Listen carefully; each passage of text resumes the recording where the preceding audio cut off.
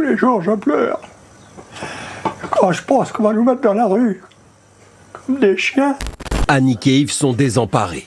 Ce sont peut-être les derniers jours qu'ils vivent dans cette maison, un bien qu'ils ont décidé de donner à leur fille adoptive. Mais au moment de réaliser l'acte chez le notaire, ce dernier oublie d'inscrire leur droit de continuer d'y vivre. Leur fille en profite et demande leur expulsion.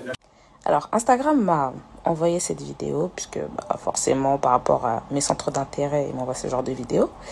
Et en fait, il y a quelqu'un qui a mis en commentaire mais on n'a pas les deux côtés de l'histoire, etc. Et puis il y a d'autres personnes qui ont répondu et qui expliquaient que en fait, il y a un article du Parisien plus complet sur l'histoire. Et en fait, là, l'histoire qu'on dépeint, ce sont des parents adoptifs qui ont donné, voilà, dans leur grande générosité, leur maison à leur fille adoptive.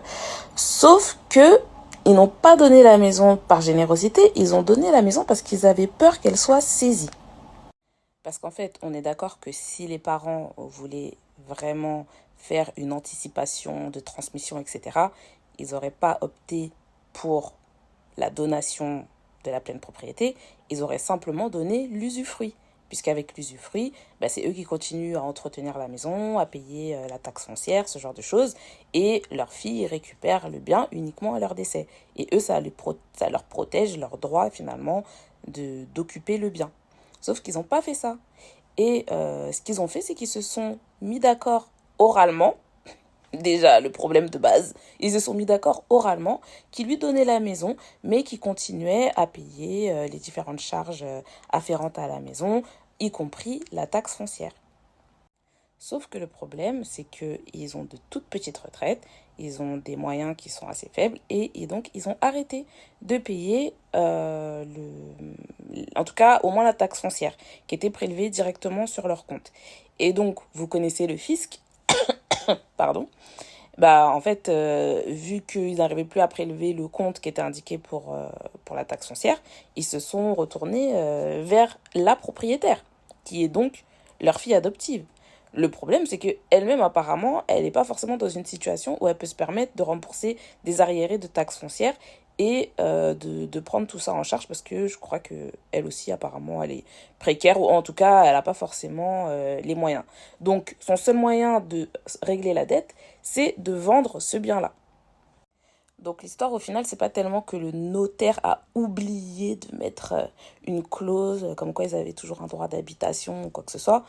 C'est surtout que eux, ils ont essayé de blouser l'administration fiscale en se reposant sur leur fille, en se disant en fait elle doit rien, donc du coup on va pas lui demander la maison, donc comme ça on pourra continuer à vivre dans la maison sans problème.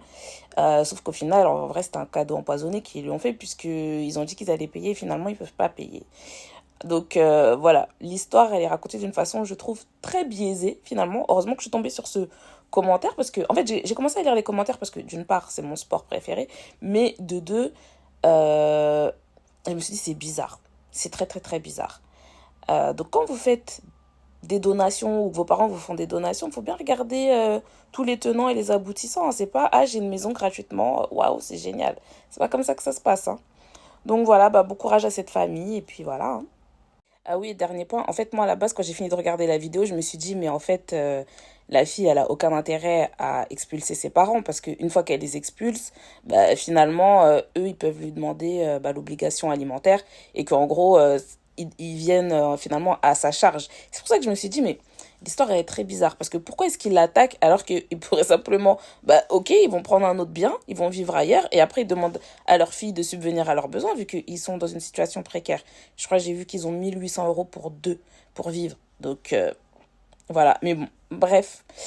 En tout cas, qu'on nous préserve de ce genre d'histoire de famille. Cette fois-ci, vraiment, dernier point. Je me dis, mais en fait, si jamais ils arrivent vraiment à invalider la donation et que donc ils redeviennent propriétaires de la maison, comment ils vont faire pour payer les dettes? Comment ils vont faire pour payer leur taxe foncière alors qu'ils n'arrivaient déjà pas à la payer il y a 20 ans? C'est pas maintenant qu'ils sont encore plus vieux et encore plus âgés et que la vie coûte encore plus cher qu'ils vont pouvoir payer. Donc, est-ce qu'ils ont vraiment envie de gagner ce procès?